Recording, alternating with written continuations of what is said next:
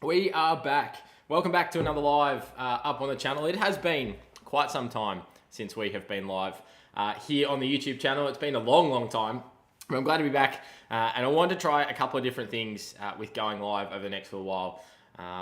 See how it goes. Hopefully, I see a number of you join me. Chuck your comments or your questions in the chat. We're going to shake up a bit of the format. So previously, where it was a lot to do with sort of Q&A, we're going to have some of that at the back end of this. You can obviously watch this as a replay, or if you are watching this as the replay, still leave your comments down below because I still do see them. So any questions that you want to send through, maybe for a future one of these for me to answer on the channel, or for me to just reply to in the comments, let me know what they are, what your thoughts are. Let me know what your thoughts are on some of the topics we're going to cover, because the beginning of this, I really want to kick off with some of the amazing endurance feats that we've seen over the last couple of weeks, really. So there's been a lot going on in the endurance world over the last little while. Some unbelievable things. We've obviously had Ironman World Champs. Kipchoge, even like within the last month, Kipchoge broke the world record again from a marathon perspective, which actually isn't on my list of things to talk about, but I'm going to quickly mention it now. And then we've had a number of other things as well. So we'll chat through the hour record on the velodrome, and we'll also chat through an unbelievable feat that's just happened in Australia. So hopefully the rest of the world's aware of it, because it is absolutely mental in terms of the endurance required to complete what this bloke did. So what we're going to start with is realistically, Ironman World Champs. That's the front of mind. If you haven't seen, I put up yesterday, I'll chuck it up on the side of the screen here. How Kona breaks athletes is the title of the video, effectively. And what I wanted to chat through in that one, so go check it out, was ultimately what are the factors that contribute to why you might have a really good qualifying race, but then get to the big island and ultimately blow up. It happens to a lot. I've observed it over years and years in terms of athletes reporting back to me, watching race results of people who've come in from testing before and keeping a tab on how they're going, watching the professional race. All of that, we see athletes fade and blow up towards the back end. So that video covers off a lot of the factors as to why racing at Kona can be so hard and so difficult. But what I really wanted to start with, and I might try and bring up my screen here, is not just a couple of news articles, but a couple of major ones. So we'll start with the Ironman World Champs. And what I wanted to highlight with the Ironman World Champs is, even though Gustav Eden has taken out the win, set a course record, he set a run course record. So I think you can see here, 2:36 was his marathon time. That gives you about a 3-minute 40 per kilometer pace average across 42.2 Ks after doing the rest of the race, which is absolutely insane. The bit that really interested me was watching the live stream of the race, watching his post-race interview. The comment here, where he effectively said how hard it was and how difficult it was for him, even once he caught Sam Laidlow, who was leading the race from effectively the start, set a bike course record of 4 hours and 4 minutes, which is just insane speed for the 180 Ks. I think it comes out to about 45 kilometer an hour average, which is unbelievable. But even once he caught him and took the lead and wasn't too far away from the finish and realised that he's probably going to be the next Ironman World Champion, he thought he was going to get taken down by the difficulty of the course, the conditions, how hot it was, the moment itself, the psychology behind it, and this one and done sort of idea is, maybe and hopefully for Gustav and the rest of the Ironman racing community, it's like hopefully we're getting back for another World Champs, and this isn't his only one that he's going to do, but he's sort of like, I don't feel like I need to do another one of those because that was too hard, is basically his summary comment at the end. So an unbelievable feat. Breaking the course record obviously is a pretty huge deal in terms of Ironman breaking Jan Frodeno's long-standing, couple of year long record. Obviously, we haven't had a couple of races in the last few years, but broke it by over 10 minutes. So I think 7:40. I'm just having a look here. 7 hours 40 minutes and 26 seconds is the new Kona record. Obviously, that's the thing with these endurance races, is when we race all around the world records aren't necessarily specific to a course, because things can dictate that, what the terrain's like. The length of the race is obviously a challenge to make it really consistent, but ultimately from a World Championships perspective, broke the record. Frodeno's previous one said, I think, about 7:51, so he smashed it by about 10 and a half minutes, which is a pretty unbelievable feat. And just coming quickly back on the bike course, like I said, 45 k an hour average on the bike for 180 Ks. then still being able to go and run like a 2:40 or so marathon for Sam Laidlaw in second place is bananas. Like I think we're definitely seeing a real acceleration in the development of endurance performance, particularly at Ironman and long course events specifically. Let's change pace a little bit, and by change pace I mean let's go faster, and let's talk a little bit about the Italian cyclist Filippo Ganna, who broke the hour record, probably the ultimate record when it comes to cycling. And it's one of those things that for some time now, since I believe it was Boardman back in the day did his 1 hour record, and there was no restriction on what he could do. I think the position they described it was the Superman position. You can let me know in the comments down below if you know much more about it. I've seen pictures of him. He's really stretched out. And what I mean by the changes in that is, over time, the UCI said, well, if people are going to keep trying to break this record, we need to have some consistent regulations so it becomes more about the rider rather than the technology, or rather than a positional change or the aerodynamics. We want this to be a physical human feat.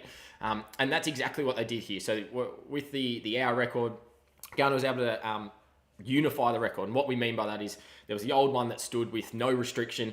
There was the previous one, which I believe one of his race engineers was the previous holder. I'm just having a look at the article here. Yeah, Dan Bigham, you can see was the previous. So one of his performance engineers for this effort held the previously, but under all those regulations. So he kind of had two records.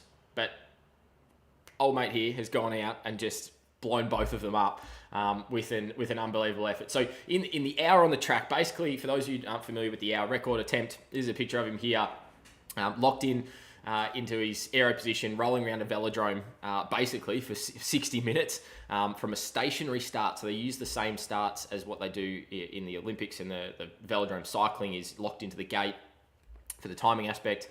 But for an hour, he just rolls around a velodrome. And ultimately what he ended up doing was covering just under 57 kilometers in the hour. So obviously from a speed conversion, I know it sounds silly to say, but he's going 56.792 kilometers per hour in terms of speed, but he's doing that for 60 minutes equivalent. So he smashed it about 1.2 Ks further than the previous record, which is unbelievable. What I think makes this really, really impressive is that I watched some of the highlights of it, and early on he was sort of in and around the record, about 10 or so seconds up. Then his gap started building, and he got out to about a minute ahead of the world record and just kind of held it. And that for me was like, gee, he's really smashing this here. Like he's more than on track to beat it, and if anything, he's absolutely going to destroy it. And he absolutely did. So you can see here, yeah, more than 27 kilometers in, he was just 10 seconds inside, but then that buffer built out, which is phenomenal. What makes this even more impressive? So the hour record is definitely impressive as it is. What makes this even more impressive is that he didn't just stop at the hour. He went later in the week and decided, you know what, I'm going to go race an individual pursuit. Hopefully this loads for me. I'm going to go race an individual pursuit time trial on the track and see if I can break the 4,000 record. And he did. So we've now got a guy who in the same, effectively 7-day period, or realistically close to a week period, he's broken the 1 hour record and the 4,000 record, which from a descriptive side of things, Chris Hoy, who was a long time legend of the cycling world, he described it as breaking the 4-minute mile, but just for cycling. Like, this is a pretty big deal when it comes to I'm just having a look at the chat to see there's a few people jumping in at the moment.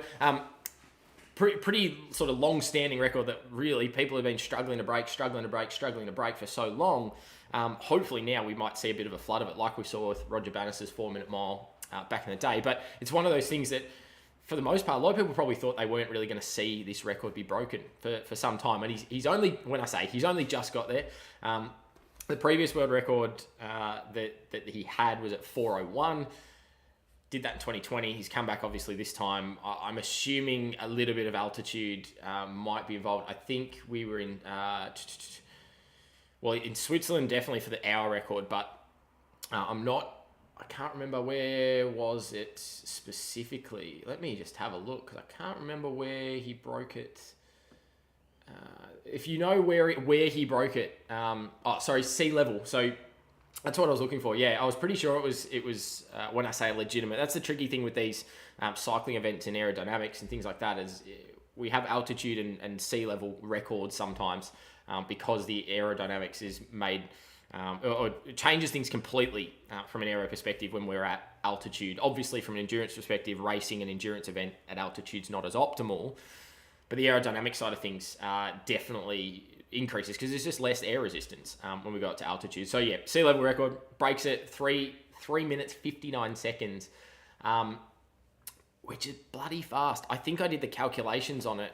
Let me try and find where my little maths has gone. That's about 60.2, just over 60.2 kilometers per hour average. And if you're talking the alternate scale, if you're in the US, 37 and a half almost miles per hour average, which that's ridiculous for 4,000. But the most, I guess, impressive thing about this whole scenario really is he's done this in the same week. Like, he's gone out and he's broken the hour record, and then he's come back a week later, freshened himself up, and he's broken a 4,000 meter record.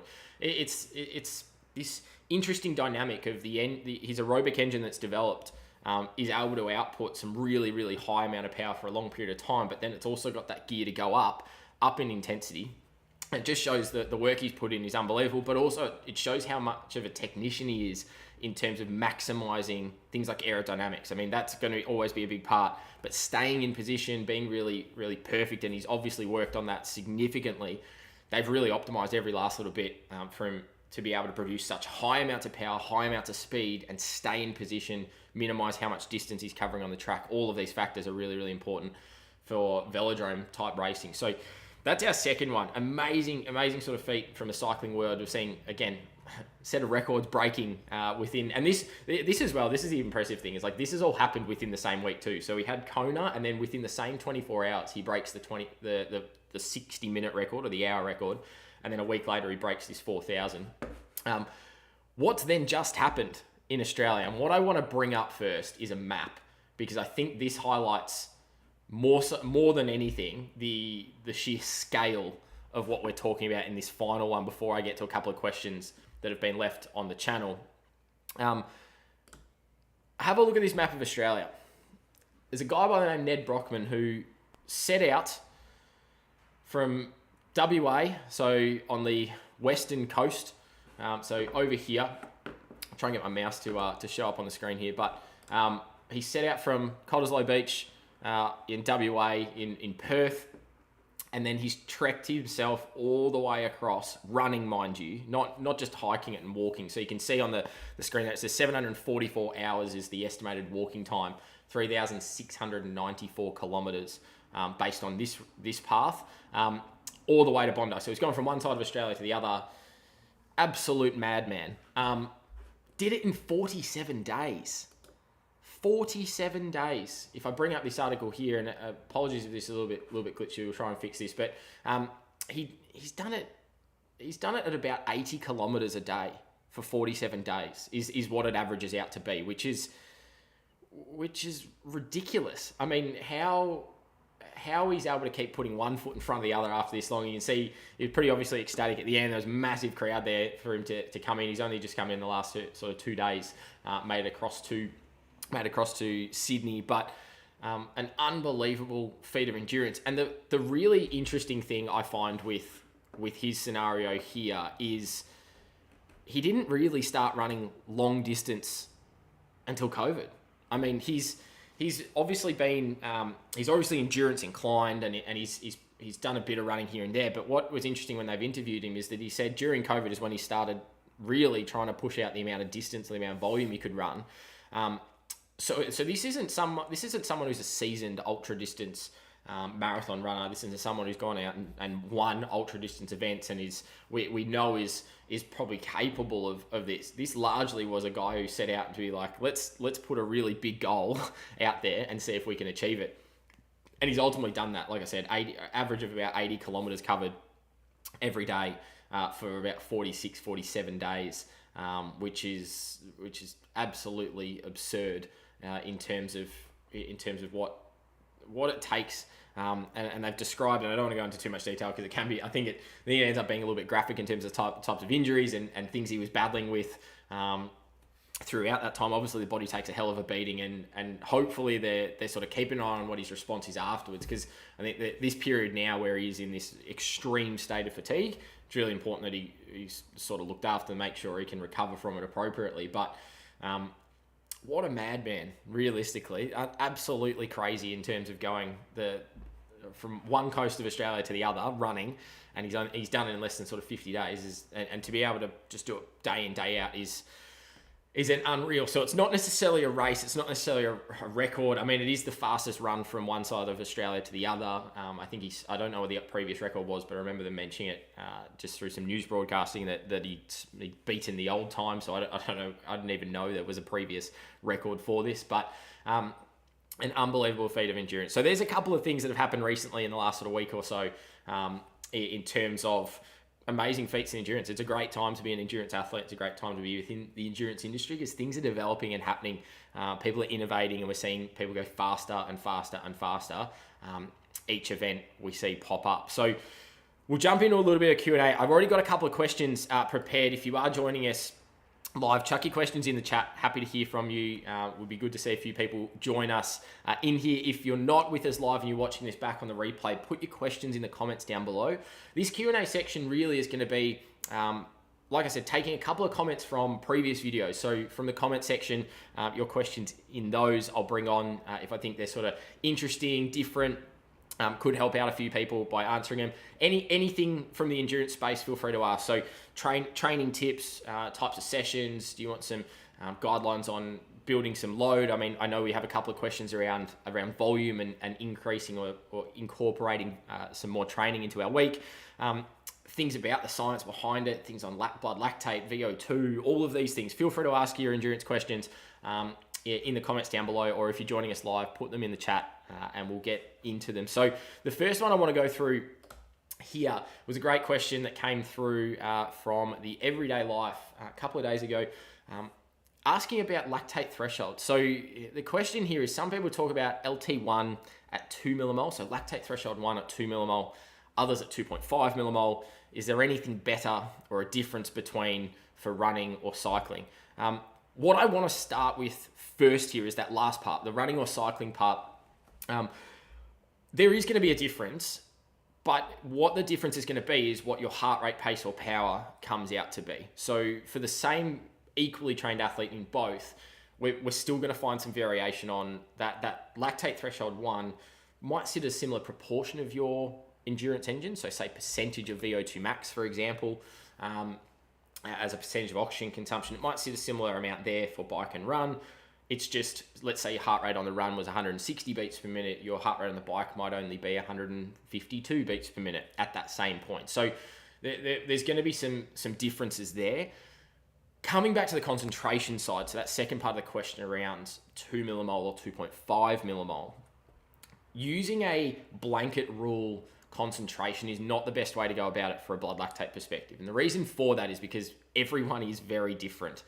We see a lot of similar patterning, but if you were to say 2 millimole is always the benchmark, what it doesn't account for is those who are more so trained than potentially where that benchmark comes from. So I see clients who are incredibly aerobic at the bottom end, might have blood lactate of 0.6, 0.9, 1.1, and then we see an increase, but an increase from say 0.8 to 1.8 is their first significant increase, and then they may not actually increase too much further after that at the low end.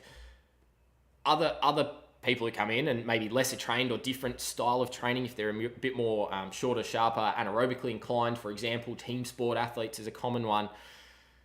Those people I tend to then find are the ones that have blood lactate a little bit higher. Like they might already be at 2.5 or 2 millimole when we start the test at the lowest intensity. They may not go actually any lower.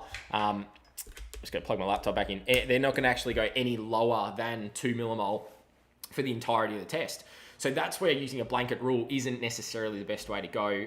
What I typically would prefer to look for is at least a change of 1 millimole. So for example, that might be someone might come in and have a 1.0, a 1.3, a 1.5. All right, those ones are increasing a little bit, but it's not a really clear increase yet. They're quite similar, and we're probably factoring a bit of error in the device within that anyway.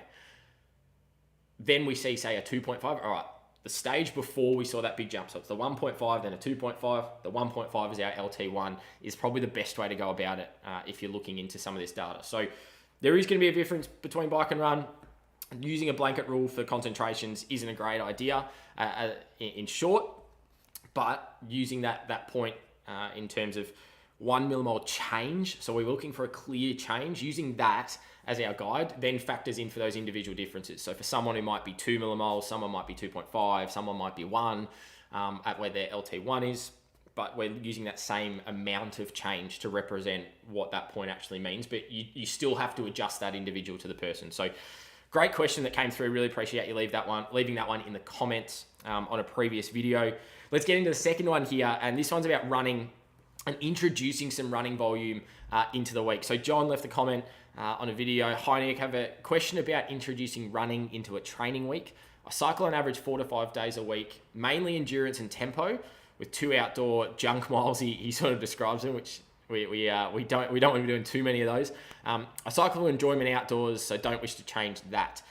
His question is around starting to introduce running, and he's finding cardiovascularly he's fine.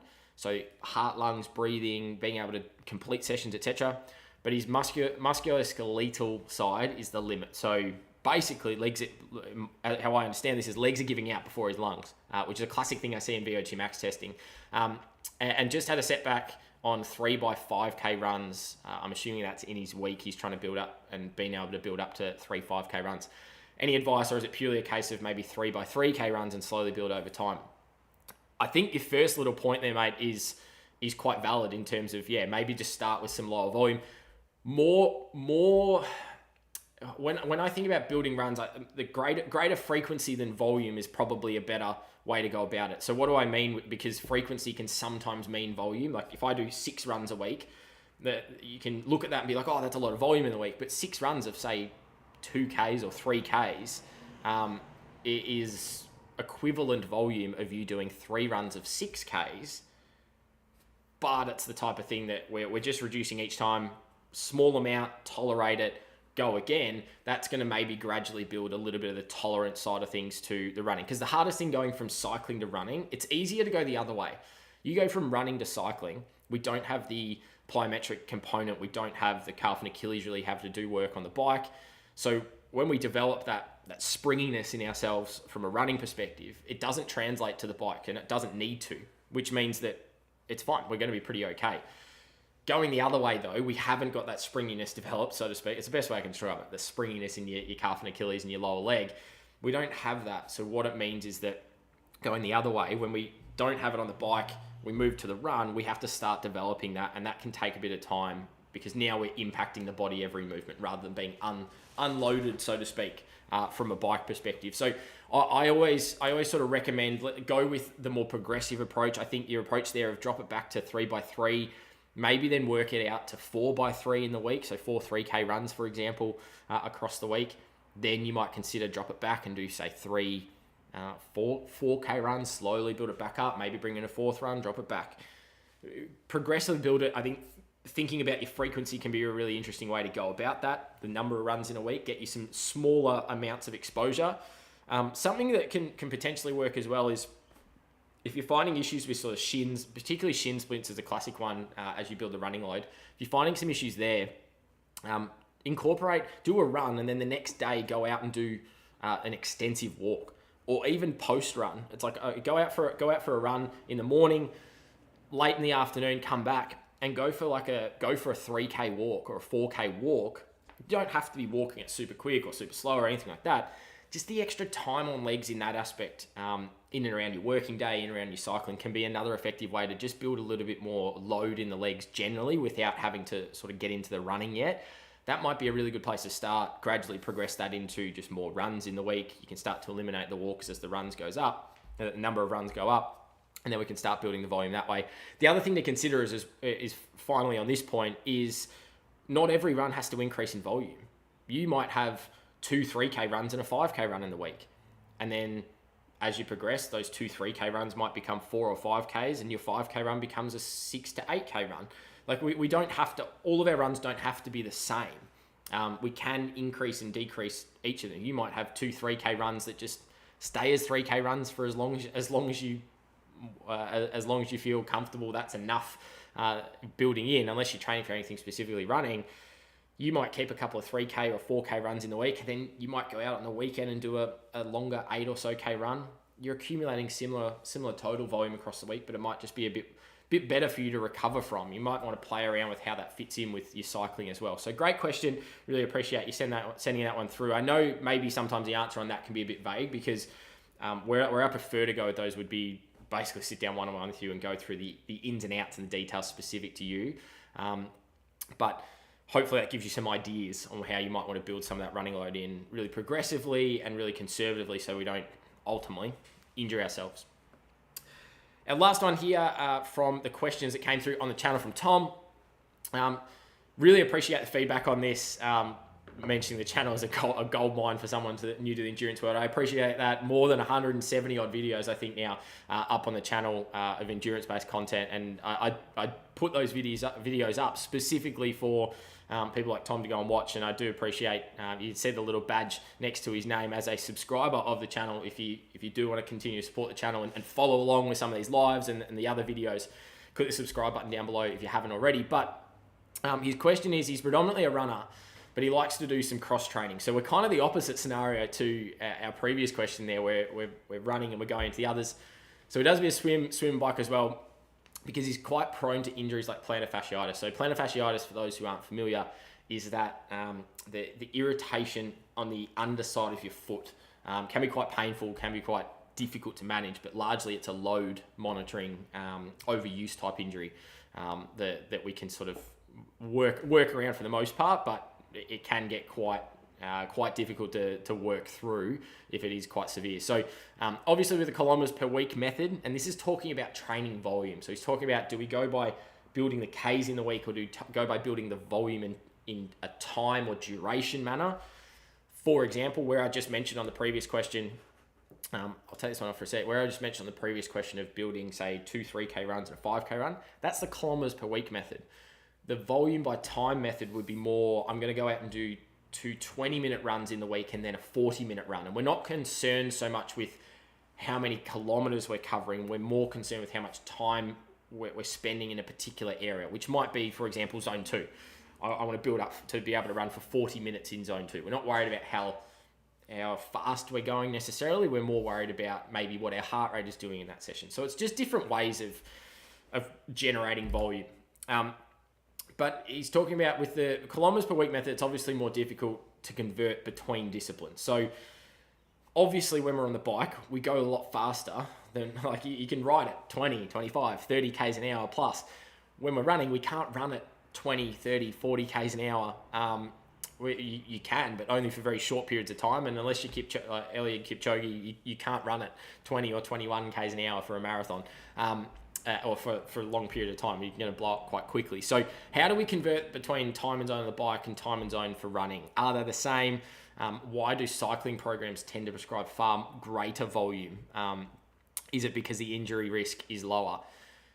To say Tom's answered his own question, he has a little bit. The injury risk is significantly lower, and it's what we just described before. There's no impact through the lower body, which means it's much easier for us to accumulate more volume because it's just less stressful from when I say physical damage perspective isn't the way to really describe it, but every time we impact the ground, that's going to cause a bit of a stress, and we need to build tolerance to that. Whereas on the bike and in the pool, we don't have as much of that.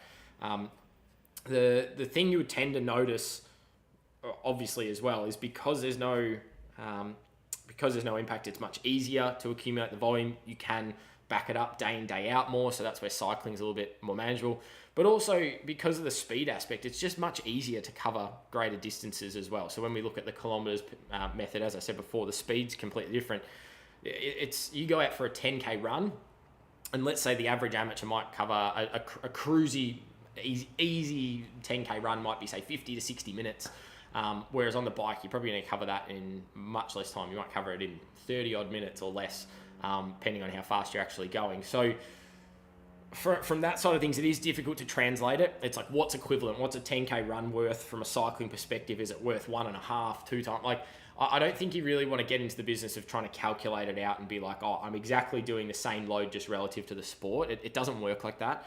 The better way to go about it is, what do I actually need to build the volume for? And set that as your biggest session. So for example, if you're a 10K runner, that's all you're training to compete in, 10K run, you want to build your longest run in the week, your longest easy run, to a little bit more than what you're expected to do. So let's say your 10K is going to take you 40 minutes in the race, or your estimated 40 minutes. You want to build that long run up to an hour, hour 10, maybe an hour 15 in the week. You want to have a little bit more endurance and legs. That might not cover, you might only just cover 10Ks in that session. You might cover more, but we're talking about just your long, slow running initially.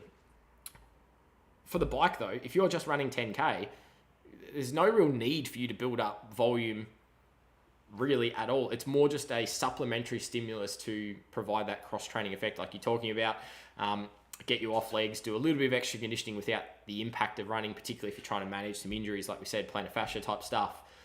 I would just be building up to maybe 40 or 45 minutes. Like, you don't need to do excessive amounts of volume. If you then decide to go and do a triathlon, yeah, that's where the bike becomes different. But you've got a benchmark then. It's like, I know how long I'm estimating to be on the bike for. That's what's going to dictate how big my biggest session on the bike is going to be. If you do a sprint or Olympic, a 70.3, an Ironman try, like, the volume's going to progressively increase from a bike demand perspective in the race, which also means our longest session is also going to increase too. So there's no direct relationship between, well, if I'm building up and doing 10Ks of running, that means I have to do 25Ks of cycling to get the equivalent. You can go through and you can have a look at TSS or things like that on things like Training Peaks, like your training stress score, where it's relative to how much time you spend at threshold. It calculates it out. You can get pretty similar reads on training load that way. That's probably the only real way you can have a bit of an equivalence. But even then, it's like the way you recover from an hour cycling at easy intensity versus an hour running at an easy intensity, much easier to recover from the cycling side of things because there is no impact. So that's just why we can stack on a bit more volume. So it's not to say you need to go out and go crazy on the bike volume, not to say you need to do bare minimums either. Like, increase your riding and increase your cross training to what you feel motivated or interested or comfortable doing and you're able to recover from, so it doesn't impact your main sport. If you're a runner, you need to go out and run. If you're a cyclist, you need to go out and cycle. If you want to cross over and do one, either of the others, be mindful of how it's maybe going to impact the key sessions in your week, because at the end of the day, cross training is supplementary. It's not our main focus, so it doesn't need to be where our biggest proportion of time is spent. If you want to be a good runner, you need to run. Like that's where the focus of the training has to be, and maybe 1 or 2 shorter little bike top-up sessions can help. But those bike sessions, whether you do 30 minutes on the bike, whether you do 3 hours on the bike, that's not going to make or break a running performance, for example. It's very much supplementary and just a nice addition too. So some great questions. Really appreciate you sending those ones through on the channel. Like I said, this replay is going to go up on the channel straight after this, so it is going to be available for you to go back and watch. Leave your questions if you are watching this on the replay. Leave your questions down below in the comments. I'll get back to those either in a future live or in the comment section as well. Let me know your thoughts on some of those incredible endurance feats as well. There are some unbelievable things going on. A bloke running from one side of Australia to another in a reasonably short period of time. We've got new Ironman world champion. We've got course records being broken. We've got world records being broken left, right, and center from a cycling and triathlon perspective, and also from a marathon running. Like I said earlier, it's a great time to be an endurance athlete, and that's why I'm looking forward to putting more of these videos up, but then specifically jumping on and getting involved with all of you who are watching these and answering your questions in these live streams. So we are going to be going up 10 a.m. on Wednesday mornings, Melbourne time, currently in daylight savings time at the moment. So I believe that should roughly be about 6 p.m.